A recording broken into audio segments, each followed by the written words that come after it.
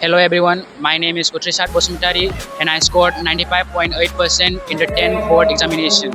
I thank my school and my parents and my teachers for their constant guidance and support, which played an important role in my academic success.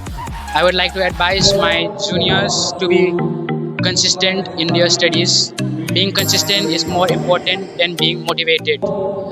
I'm preparing for JEE examination and I would like to do the engineering in my future. Thank you.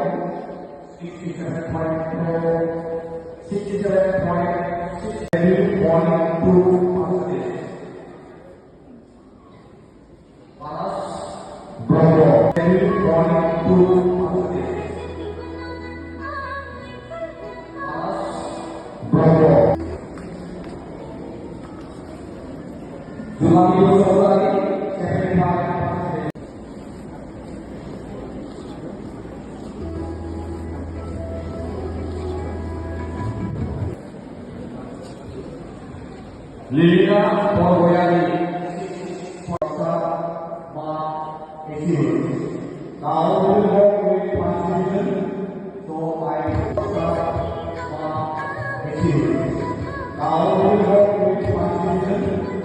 So I